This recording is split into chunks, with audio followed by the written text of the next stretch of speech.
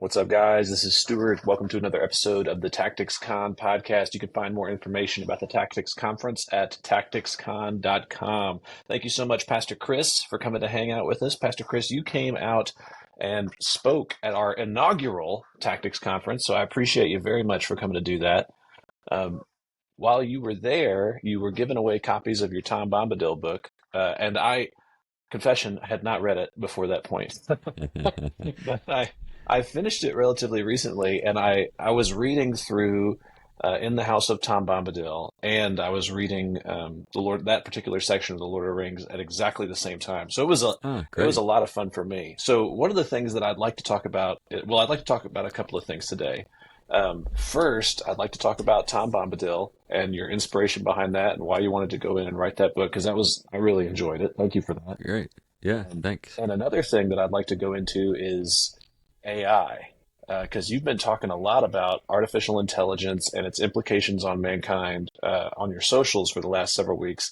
And I'd like to take some time today and do kind of a deep dive on that. But before we do any of that, Pastor Chris, you are a blue collar, nose to the grindstone pastor in Battleground, Washington, right, sir? Yep, yeah, pastor a church here, and great folks, and all kinds of exciting stuff's happening. Awesome. And how long have you been doing that? Well, I've been here for about 3 years. Before that, I was in New England for about 30 plus. Oh, wow. Okay, okay. What prompted your move to the West Coast? They asked me to come.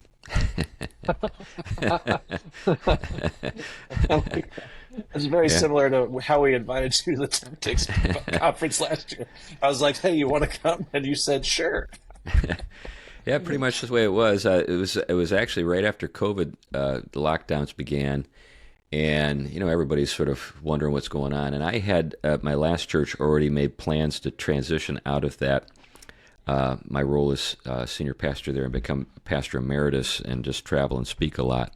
And I had a whole Hmm. year's worth of speaking engagements lined up. And when COVID hit, it all shut down. I'm like, okay, what do I do now? And then about a month in, or maybe a month and a half in, I got a note on LinkedIn of all things from one of our Oh, elders here, asking me to come out and just preach for him one Sunday. And so one thing led to another, and now I'm here. hey, that's awesome. Well, Yeah. one of the things that I appreciate about you is I can follow you on the socials and I can see what you're up to. You have your hands in lots of different things at the same time. So you do property investment, and it looks like you do a lot of that work yourself, huh? Well, I have in the past, less so now since I'm here on the West Coast and can only do things when I'm back there. But I like it, and I work on stuff here too. We bought a house, and I'm kind of working on a slow renovation process. So I've done some things here too. And you're also, I see you doing illustrations for projects, and you're doing a lot of writing. What's kind of your philosophy behind having different things cooking at the same time? Uh, Inability to focus, maybe. I just there are a lot of things I like to do, so it's not as though this is some kind of well developed philosophy or anything. It's just I do have things that I like to do, and I think they relate to each other. So I was just at New St. Andrews College lecturing in their MFA program here last week, and I got to read a piece I had written for Touchstone magazine about H.P. Lovecraft and C.S. Lewis, and then I read them a couple of short stories I've written and give them a little sample of the kind of thing I do with my writing, and give them an opportunity to ask me questions about it. So I write stories, I illustrate, I work on property, I enjoy writing books that I hope can help people. Those are the things I'm into. Yeah. So what would you say if I was to ask you, what does the typical day in Chris Wiley's life look like? How do you structure your days when you have so many different things going at once? Well, yeah, I think about that a lot. I guess I work in more or less 3 to 4 hour segments, and I Oh, okay. developed my approach years ago, but I had it confirmed for me recently. There's a marvelous book entitled Daily Rituals And it's basically a series of vignettes concerning creatives in the past, everybody from Charles Darwin to Flannery O'Connor, just like a Yes. two pages, like just treatment, where it just Yeah. says this is what their day looked like. And I discovered that the vast majority of highly productive creatives actually only did their creative work in about a 4-hour slot in the day. So, and many of them would do it in the morning before they did other things. So they might get up at, say, 5 and work till 8, and then go and live a life that looked like just about anybody else's. And so that's my philosophy. And the mornings are for that, for creative work. And when I'm in writing mode, I'm pretty faithful when it comes to that. My problem is I have too many writing projects. I gotcha. What are you working on right now? Am I allowed to ask? Is Oh yeah, there an NDA involved? yeah. Well, I'm working on this book on totalitarianism, and that's how I got into the AI stuff, because I do think that that's the thing we need to be worried about. It's already being used against Christians in different parts of the world. AI is one of the things that the Chinese government is using to track people, and their whole social credit score system, and basically cancel Christians or punish them for their faith. So the thing with that is, that's the kind of the thing. I've always been concerned about the thumb screws that can be used on me to compel me to do things or to compromise my convictions. And really, all my writing on households was inspired by that originally. And so this is just kind of like taking it, into another area, which is the tech stuff. And so I'm doing a lot of work researching that, the stuff that's happening and where it's trending. But so I'm writing a book on that. I've got a couple of other books on the back burner. One is the second book in my young adult series. I'm working on a children's picture book on and off. I've been asked to write a book on risk, and I just can't seem to get to it. So there are all these things and then the church is growing. So, I've got stuff, and then I travel and speak a lot. So there's just all this stuff going on. I need to get a handle on it. You're a busy guy, man. Busy guy in high demand. Well, I appreciate you making the trip to Louisiana when you did. We'll have to have you back down sometime in the future. So don't get too tight of a handle on it. Not yet. Well, I enjoyed my time with you folks a lot. I like Southern Louisiana. It's a pretty cool place. Yeah, man. Great culture, great people. It's very unique. New France, some people call it, except not the bad way. No, I get it, and I like kind of the culture and the food and all that kind of stuff. I think America is just a marvelous place. It's like 50 countries wrapped up in one, and I'm not talking about just the state borders. I mean, there's just all these different things going on, in different places that make America a lot of fun. That's awesome. Well, so you alluded a little bit to your book on totalitarianism, involving you deep diving into AI and understanding more about that. And that's quite a broad spectrum to go from the master Tom Bombadil all the way across into the totalitarian regime and the enforcement of AI on it. So I think, to borrow an illustration from your Tom Bombadil book, I think we see Tom and Saruman depicted. We see right. the one who goes with the flow of nature and culture and society, and the one who takes it apart to see how it works. I think we're seeing that illustration play out neatly in the day that we live today. So let's dive into the AI stuff. You said that you see Christians being threatened by AI. Could you talk about that a little bit more? Like, is it just the social credit score system, or are you talking about other pieces as well? Well, I think it's broader. So I did a lecture. I'm the visiting lecturer at New St. Andrews this year, and so my first talk is available through New St. Andrews. I think it's probably on YouTube, but the title of the book, the working title of the book, is Saint Anthony and Your Best Life Now, which is kind of tongue-in-cheek because Saint Anthony was a desert father who just fasted all the time in the middle of the wilderness. Got it. But I'm using him as a kind of foil to think through ways that we can resist some things that are in the works and growing more, inevitable by the day. So, and there are all kinds of ways that this can it occurs. So, like when you think about artificial intelligence, most people are familiar with narrow artificial intelligence as it's presented to them in large language models like ChatGPT, that kind of stuff. Mm-hmm. And it's clever, mm-hmm. It can help you do your homework, and maybe can do your homework for you, those kinds of things. Right. And really, actually, right now in the world of higher education, it's a significant problem because there are, basically plagiarism is like all that English professors are wrapped up at detecting now, to trying to determine whether or not Johnny or Susie actually wrote that paper, or if it was ChatGPT. But anyway, so it's a big problem, but this is just I liken it to the radium toy phase of nuclear power. Like in the early 50s, okay. You could actually buy like an educational toy that actually had radium in it. In other words, literally stuff that can make you really sick. Oh, okay. And people they would play with these toys, and their hair would fall out and stuff. Serious? Yeah. Oh, yeah. But at the same time, people just didn't. They thought, oh wow, radio.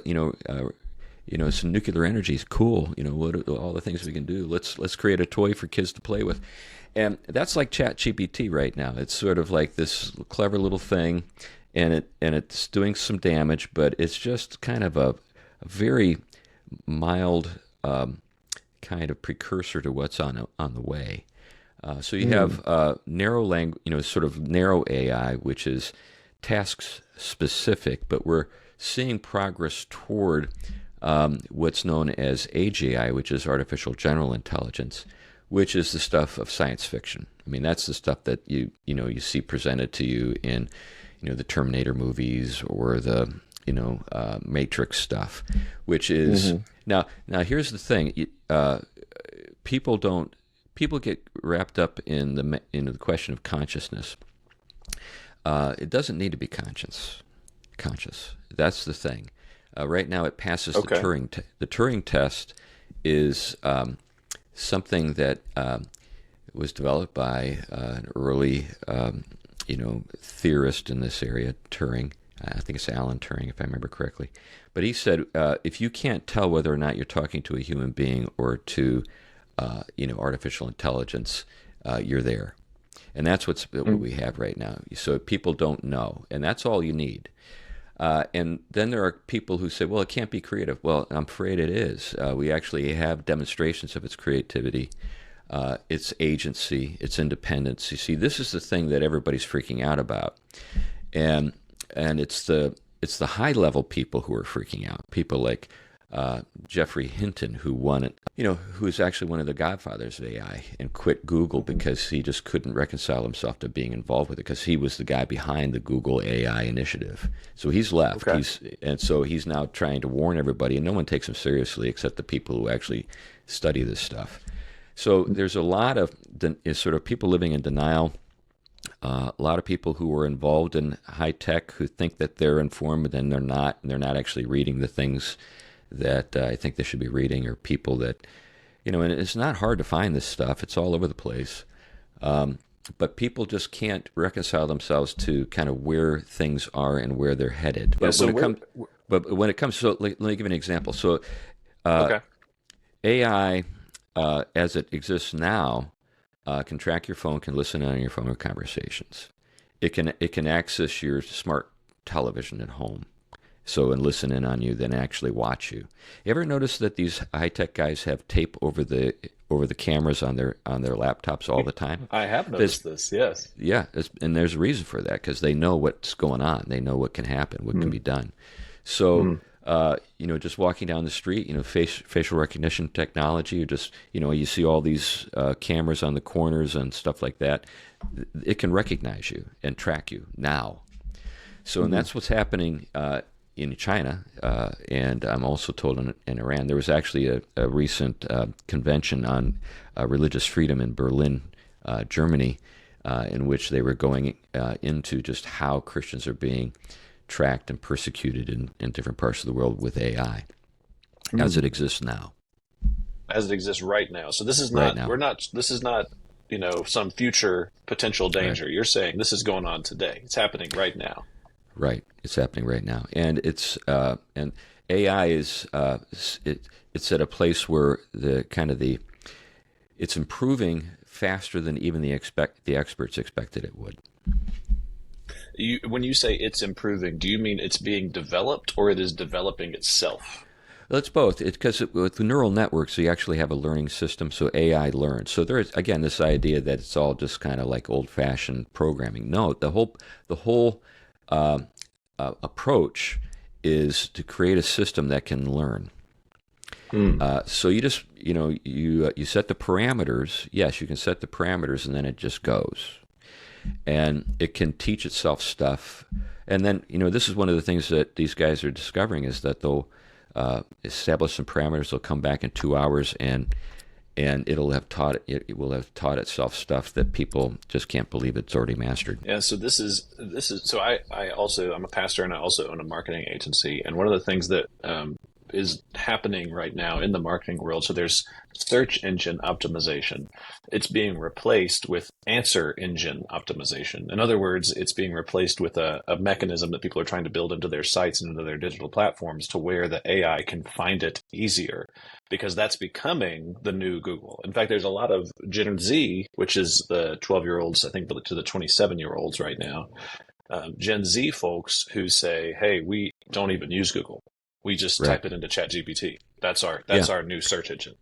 Yeah, that's right, and everybody knows where this is heading, And the transhumanist feature is something else that's worth considering, because essentially, people like Yuval Noah Harari, who's a pretty significant author that many people in our circles don't even seem to be aware of. You go on, you I've look at never his heard book. of his name before you just said it. Well, he's one of the Write it down. he's one of the key advisors to the World Economic Forum. If you look up his book *Sapiens*, it's got 35,000 ratings on Amazon. You know how many books you need to sell before you get 35,000 ratings on Amazon? Millions, A lot. millions of books. Yeah, so he's a huge deal, and nobody even knows who he is in our circles. He's a materialist, and basically he is promoting the idea as a strategy for human self-preservation. This is the thing, human self-preservation to merge with AI. So he's not even trying to upgrade humanity for its own sake. He just says if we don't, we're doomed. Wow. So this is the kind of stuff. I mean, he's not hard to find. I mean, just Google his name, and he's all over the place. Wow. So this brings to my mind Frank Herbert, Dune.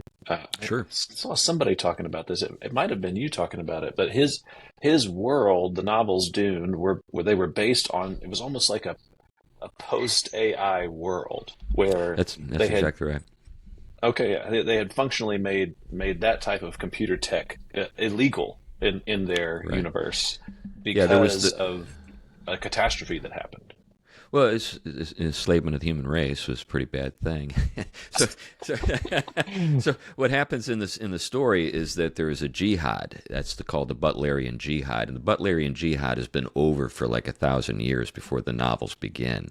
So this is the distant future, like 10,000 years from now. But between the Dune stories and us, there is the triumph of AI, and the Butlerian Jihad is a movement, a religious movement to free humanity from AI, and it consists. It's a religious movement. Yeah, and it's fascinating because the Dune books are so religious. Yeah. His story arc is very and then they're functionally trying to turn humanity into the new computer through like biohacking and breeding people certain ways, and it's this fascinating storyline. Yeah, basically, they're kind of stuck. So they're in a situation where artificial intelligence help the human race to extend its reach into the cosmos. But then the war means that we can't use that anymore, but we still have all these sort of practical problems to have to address. Like we do need computation, we do need, the ability to navigate the stars and these kinds of things without that stuff. So thinking machines, and that. So it creates a kind of a set of problems that they solve through genetic, through breeding and they're looking for a particular kind of person who's able to see all possibilities. That's right. Paul Atreides is, yeah. That's right. Anyway, that's right. So, but I think the thing that's most interesting about it is just simply the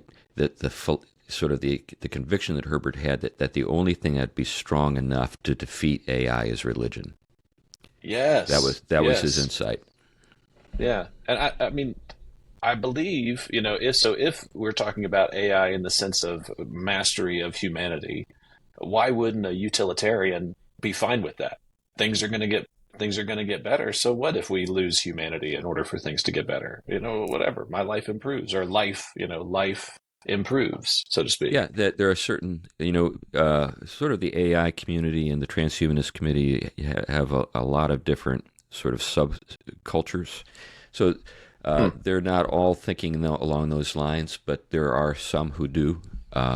So if you go into that, certain little pockets, it's a very, you think about Christianity and all the varieties, we have, in terms of denomination. The same things with when you get into that world, you discover all these sort of subcultures within it. Yeah. So you've used the word transhumanists a couple of times. What is a transhumanist? Basically, the transhumanist movement is a movement to transcend the limitations of our biology, to upgrade humanity. Okay. So there are a range of things that are in the works to do that. One of those things is merging with AI. And there would actually be a kind of neural connection, the neocortex being physically linked to artificial intelligence. And people like Ray Kurzweil and Yuval Noah Harari are talking about that stuff. And in fact, Neuralink is kind of an early iteration of an attempt to move in that direction. So if you're familiar with Elon Musk's company Neuralink, that's actually I have heard thing. Of this. It's a thing. Okay. And they're actually they're working with paraplegics right now, and that's I think one application of the technology that I can support. I mean, for example, there was a little boy that was been born into my church, born without limbs. If we could develop prosthetics that could be controlled, by his brain, that would enable him to walk and have arms and hands and stuff, I'd be completely supportive, But think about what people might want to do with that. Let's say those arms and legs perform better. Just think about the $6 Million Man or something like that. Cyborg, RoboCop. Yeah. There are people today who would cut off their arms and legs to get those. Yeah. That's what we're talking about.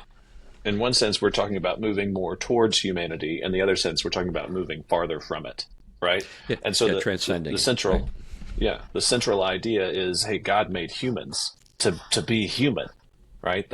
And so that's, I think, goes back to what Frank Herbert was talking about, the idea of it requiring religion in order to rebel against the automatons. This is a fascinating conversation, man. Well, yeah, and I think his basic insight is that only religion can elicit the kind of dedication and sacrifice that would be necessary to fight that kind of war. I see. So it's an existential, meaning driven war, and the transhumanists.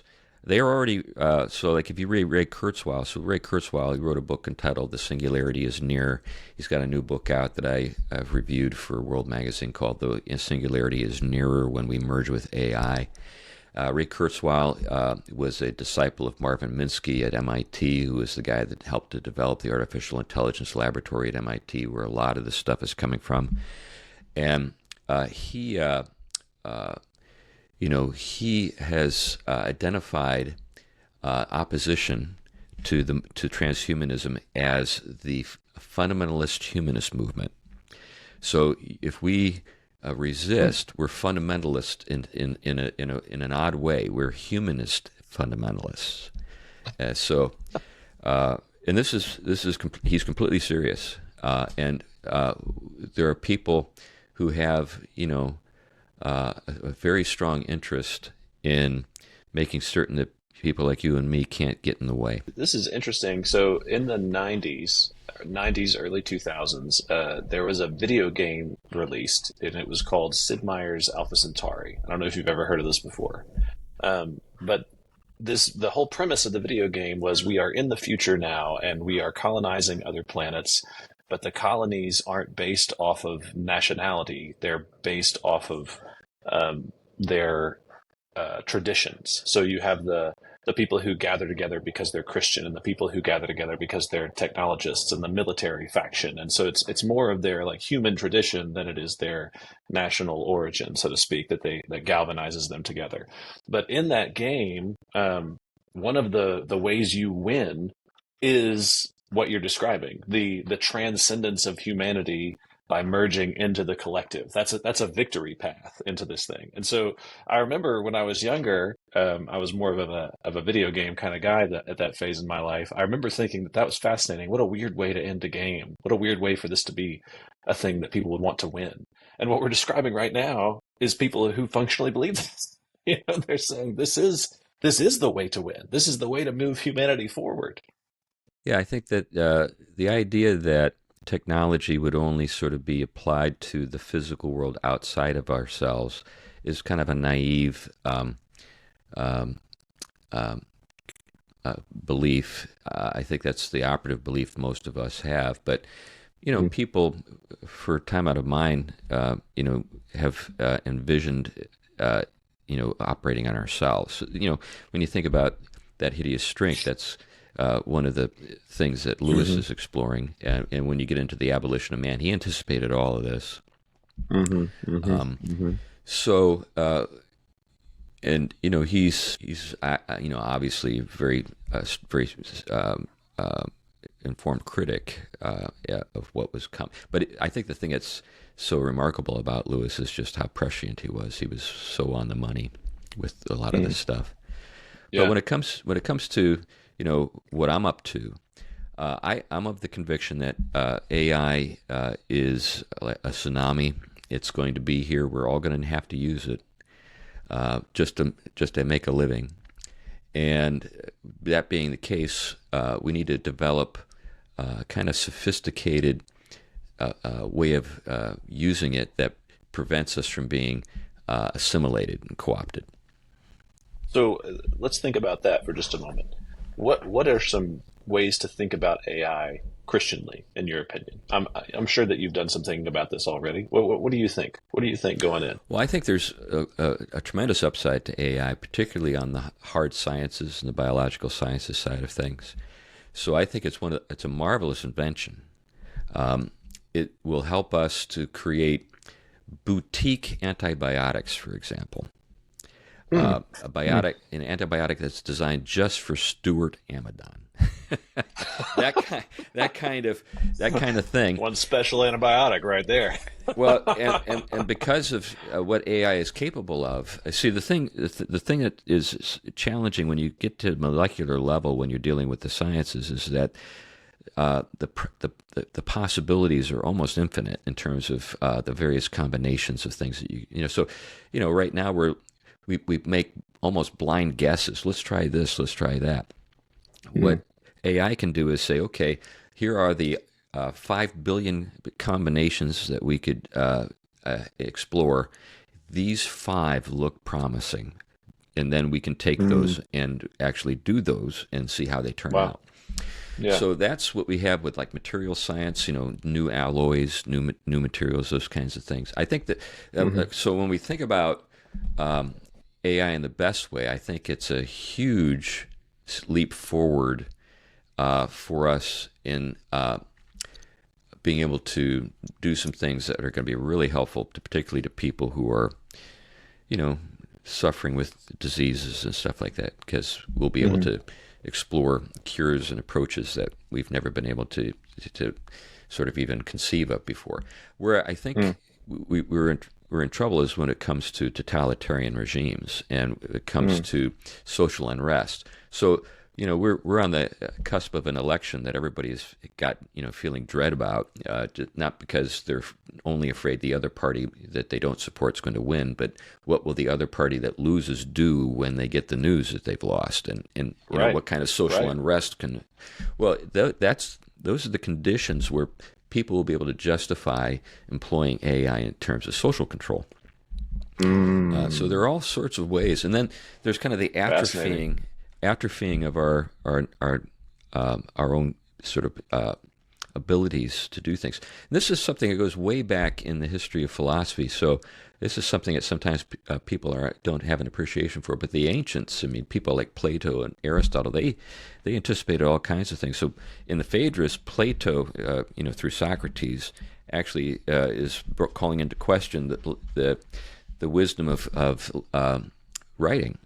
He says, the problem with writing, well, he actually lists a number of things. But basically the idea is that there are always trade-offs in when it comes to technological innovation. And we as people just only seem to, because we're kind of caught up in the myth of progress, think that there is no such thing as a net gain. It's only a pure gain. An example of a net gain would be, there are certain things we lose, but the things that we gain are more valuable than the things that we lost, and so we live with the fact that we've lost some things, because the things that we now have justify that loss. Sure. Let me give you an example. People don't make their own candles anymore. Well, there's that. So we lose the ability to do that kind of craft unless you're into the hobby. But let's just think about something as sort of ubiquitous in America as air conditioning. I love air conditioning. There are days when I say, thank God for air conditioning. Who invented this stuff? That kind of stuff. Right.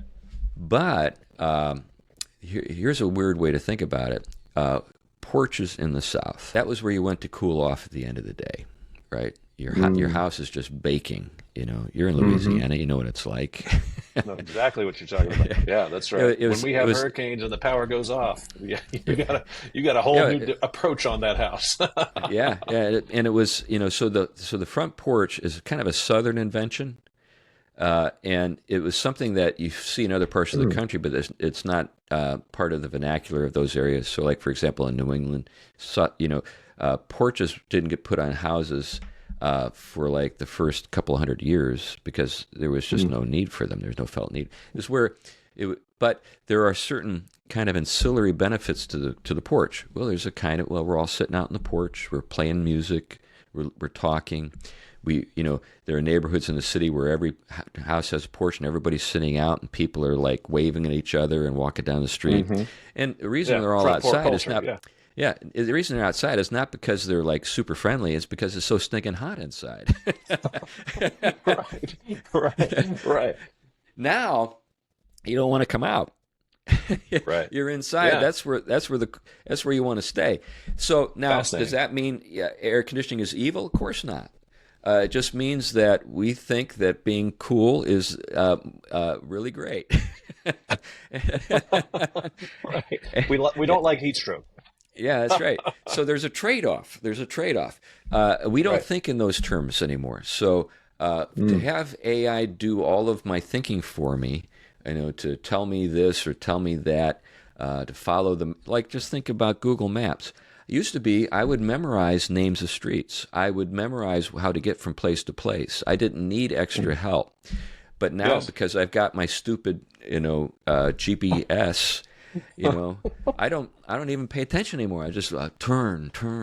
Yeah, I'm just Yeah. So, but this, and again, I'm happy for my GPS. Helps me get all sorts of places. But to get to Louisiana, we'll take that. But at the same time, I lose something. There's something that's lost in the process. And when do you say the price is too high? Yeah, there are some things we'd be able to do if we went there, but it would cost us too much. I think the thing that we seem to be returning to again and again is the idea of moving more towards humanity and not away from it, right? And so for Christians, we have what the Bible has told us being human is, what the mission of humanity is, what our purpose is. And so we can move further towards that using technology, like you were talking about healing, being able to provide someone limbs again, and then the idea of moving away from it. Well, that arm's better. I'm going to chop mine off so I can get the robo arm instead. There's a moving away from it that occurs that we want to avoid. And I think, to tie all this back to one of the things that I really wanted to talk about, which is your Bombadil book, I think you hit it on the head, man, when you're talking about the master of Tom Bombadil mastering in the right way as opposed to Saruman, which I think we're seeing today. Oh yeah, Saruman and Saran are both magicians in kind of the sense that C.S. Lewis was talking about when he talked about materialist magician in the Screwtape Letters. And Saran, for example, the Eye of Saran. So we have this, it's presented to us in, the films as this big cat eye on the top of a tower, right? Right. Yeah. Yeah. That actually, I suspect that was inspired by, and I can't prove it, but I just suspect it's the case. It was inspired by the Panopticon, which was an idea that Jeremy Bentham, the father of utilitarianism, dreamed up for a prison. So in the Panopticon, you've got a central tower with an all-seeing eye, and then prisoners who have no privacy, who are just under the sort of the purview of the eye that cannot be hidden from all the time. And we are growing, we're developing a kind of panoptic, a panopticon. It's called AI, and it can track you, develop an algorithm about you, predict your habits, monitor all of those things. Yeah, it basically, so for example, if you become an object of interest, it would be able to just sort of keep up with you. So this is already the case. So for example, right now in Utah, I learned this through some people at NSA, not New St. Andrews College, but the National Security Administration. I was So I was at an event. This is a few years back. And we had some retired NSA guys. This was for the Academy of Philosophy and Letters, and we were in Washington, D.C., and we had these guys come in to talk to us about what was going on with surveillance. And they said, right now, every text, this is like maybe 8-9 years ago, every text, every phone call is recorded right now. So they have it. They have this conversation we're engaged in right now. It's being recorded. So and these are NSA guys. This is security admin guys. This is not somebody with a tinfoil hat on. They retired and they're talking about what they did years ago. Yeah, and it was fun because one of them had actually been, actually listened in on Jane Fonda's phone calls. I don't know if you remember that when she was an object of interest for the Nixon administration, and her phones were tapped. And he was telling us, I listen to her all the time. But anyway, so right now, so big data. There's a huge recording. Database in Utah that just uses an incredible amount of water, because to keep this equipment cool and functioning, it just requires a lot of water. And we're seeing more of that kind of stuff. So right now, Microsoft has just secured and made arrangements to reactivate the 3 Mile Island nuclear reactor to just power its AI alone, which would be enough power to light New York City. Holy smokes. It's easy to find. Just Google Microsoft 3 Mile Island and you'll see it. When did this happen? This a couple weeks ago. Wow. So this is a big deal. It's happening right now. Yeah. It's happening right now. Yeah, and everything. So I've had. I have a guy I know who was at the January 6th protests in Washington, who is going off to spend 4 months in federal prison. They gave him a plea deal, and the reason they got him is his phone turned him in. They had all of the signatures for all the phones that were being carried by all of the protesters, and they in this particular area, they trapped him and they did a screening and boom. And they essentially told him, you can either, take this plea deal and get 4 months, or if you fight it, you'll get 4 years. That's happening right. I know this guy. He's a nice guy, good guy, believer. Didn't do anything wrong. Just happened to be in that location when they did the read. So what is his charges? Being present at an being event? part of a protest that was it was disruptive. I don't know the charges. I can't tell you what how they're put, but that I know he is, because I'm involved with trying to take care of his family now that he's heading off to California to prison. Holy smokes! This is the kind of stuff that makes me want to buy a Faraday bag for my phone. This is this is some real life stuff here. So what? Yeah. So how do we live right now? How then shall we live, Pastor Chris? So in the day where we are monitored and pursued, how do we live like Toms? What do we do? Well, yeah, I think when we think about the two approaches, dominion and domination. With Tom, we have dominion. With Saruman, we have domination. With Tom, we have life, flourishing, and joy and delight in the good things that we enjoy as creatures. And in the case of Saruman, you've got just blight and decay and death everywhere. So my convictions, I'm still thinking through a lot of this, but this is why I turned to Anthony, because I thought, well, here's a guy that maybe has some things that he is known for that could be sort of reinterpreted and applied to the modern world. So 3 things that he's known for are, obviously he went into the desert.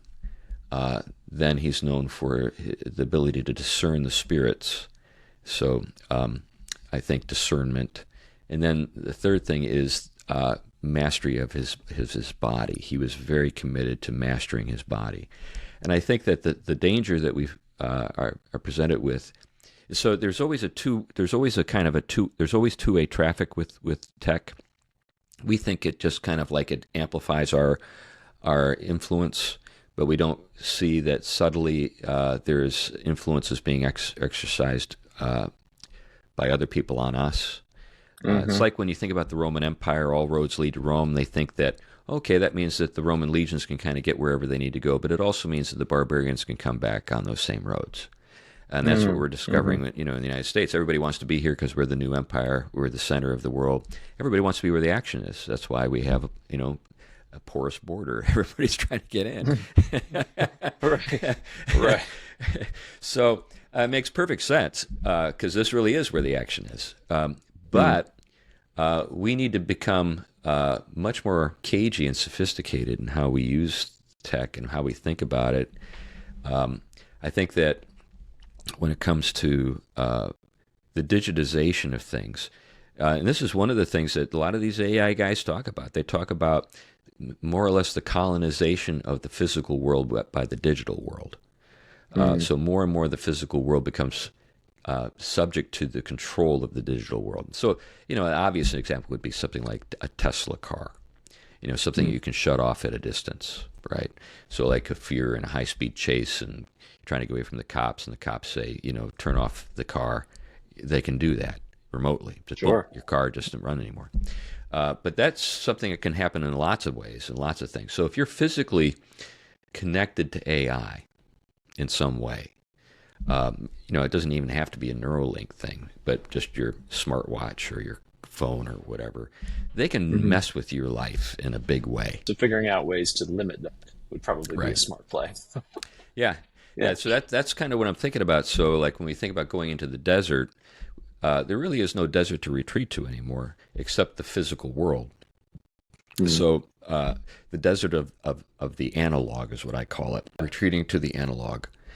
And vinyls. And I don't think we'll be able to do that totally. I think that might even be a bad idea. I think that we need to still have a presence in the digital world, but we need to be able to strategically retreat to the analog world, almost like Christians in the catacombs.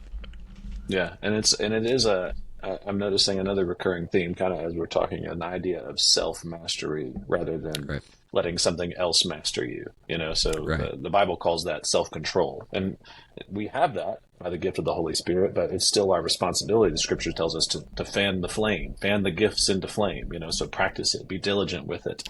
Don't just coast with where the algorithm wants to send you, because that's a thing. Right. You can be led in a particular direction digitally pretty easily. Whenever I first got back on Twitter after Elon bought it, there was a certain type of person that was in my feed predominantly, and now in my feed it's all the new, what the world would call far right, alt right guys. Right. I've been pointed a particular way over time. It's fascinating to see that. But I think that you're right. We need to be aware and limiting those things insofar as we can. In a world that's telling us to create more content for the internet, it's almost like we should be considerably self-controlled about how we do so. Well, and this is something that Harari talks about. He says, we are now hackable animals. Basically, AI goes to school on you and can make a boutique, taking a boutique approach, knowing your likes, your tastes, your fears, all these kinds of things to sort of hack you. And so this is what we're up against. Now, getting back to my books on the household, so I mentioned early that my interest in the household in part had to do with sort of escaping the thumbscrews.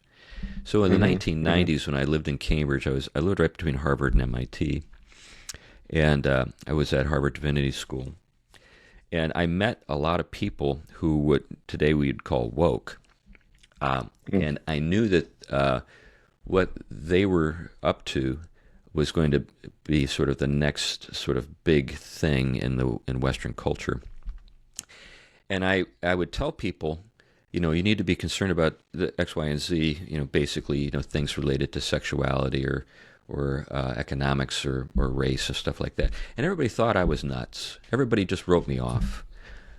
Yeah. I'm getting the same treatment now by people with regard to this whole AI thing. It doesn't bother me because I was right last time. and I didn't. And it's a sad story because I predicted that the denomination that I was in would go woke, the college that I taught at would go woke, and the college that I taught at would close, and all those things happened. So, but what I realized is that the way the left exercises social influence through institutions is very sophisticated, and they're very good at it. They know how to leverage. They know they're never going to be the majority. That's not their tack. And the problem with conservative sort of salt of the earth, working class regular folks, is they think that because of the majority they're going to win. That's not the way you need to think. I mean, you need to understand how these things kind of work themselves out. And so the left knew that if they could get a foothold in Wall Street, get a foothold in the military, basically take over human resources when it comes to large corporations everywhere, that they would be impossible to stop. And that's what they did. And so the woke phenomenon. Now, I think we're turning a corner on it, but a lot of it has to do with actually the stuff that AI kind of represents, which is the need for competence and skill. So I think one of the things that turned, say, Elon Musk against the woke agenda is that he realized that his own agenda was compromised because of the lowering of standards when it came to, say, the STEM fields, and the woke, that was they had all kinds of goofy stuff, sort of like math is racist and stuff like that. They right. I don't know if you remember that, but they were saying that kind of stuff. So like getting your math, doing your math homework and getting answers right, it was racist or something like that. And And it was at that point that I think a lot of the people in Silicon Valley said, this has gone far enough. So I don't. Yeah. So I That's think what we that the see woke today. stuff. Yeah. I think the woke stuff is in retreat everywhere. But I think the thing that's kind of coming on the scene is transhumanism and AI. So that's the new woke. Is the new thing to watch out for. Yeah. It's got a different. So here's another way to think about it. If you think about utopianism or utopian movements, like Marxism, essentially you have what Eric Voegelin, who I think taught at Louisiana State, if I remember right, he said, "Don't immanentize the eschaton." I don't know if you've ever heard that phrase. Basically, the idea is don't try to bring into the real world an ideal of the end of the world, right? So like the kingdom of God. So you could say that Marxism is a kind of secularized Christian kingdom of God. The idea of equality, everybody's treated, justly, and everything's kind of leveled out, and this kind of stuff. And the problem with that, of course, is it ends up impoverishing everybody and making everybody miserable and making us subject to a kind all of problems, just little problems. So what the left traditionally has done is tried to immanentize the eschaton on the social dimension of things in that area. But I think transhumanism is seeking to immanentize the eschaton with the glorification of the body. It actually has death in its sights. It believes that death is an engineering problem. I'm not making this up.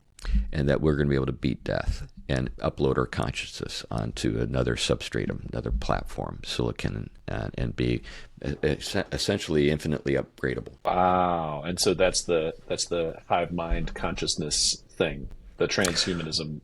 Culmination, they don't. You would say.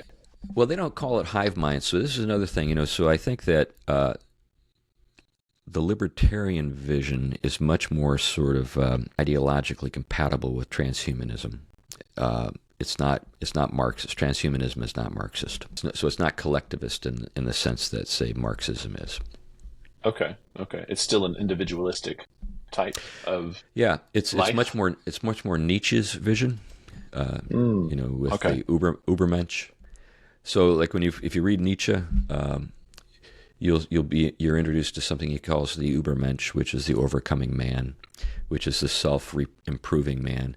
And then you have the people who he leaves behind, which are referred to as the last men, who are basically, they have no motivation. They're just basically drugged and sedated and fed. Man, Pastor Chris, this is fascinating when you get into the transhumanist stuff, you'll actually have people like Harari say that most people will be useless.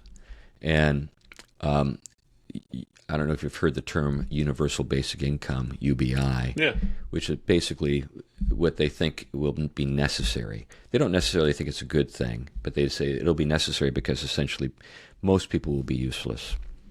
Wow. Man, so it's moving away from humanity, like we were talking about before. It's not moving towards humanity. Now, whether or not this is feasible, whether they'll be able to pull it off or anything like that, it's all up in the air, and I'm not betting on anything. But I do think the thing to be concerned about is sort of the myth, sort of the eschatological vision and the appeal of it to people. And so, like, Marxism never worked. That didn't mean it didn't take over and ruin a lot of people's lives. It did. So just because this is unworkable doesn't mean it won't take over and ruin a lot of lives. Right. Absolutely. Yeah, no, I see exactly what you're talking about. Man, Pastor Chris, I wish we could go a lot longer, but we're running out of time. Real quick, before we sign off, where would you send people to learn more about this? Do you have any resources of your own or any place else that you would send folks to talk about AI and the things that are coming as a result of it? Well, I just started reading a book by a guy named Joe Allen, and I'm only about maybe 2 chapters into it. It's called Dark Aeon. Okay. Transhumanism and the War Against Humanity.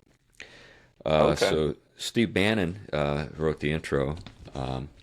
So you got some pretty significant people who have endorsed it, people like Naomi Wolf. So it's so this is a guy who did a lot of work on tech in the Boston area, and he's got people he's connected to in the world of high tech and the transhumanist movement, and he's giving us and he's not writing necessarily as a Christian. He's just kind of going over what's going on with the whole movement. I got you. I understand. Okay, great. Well, thank you so much. Man, Pastor Chris, thank you so much for your time. I appreciate you.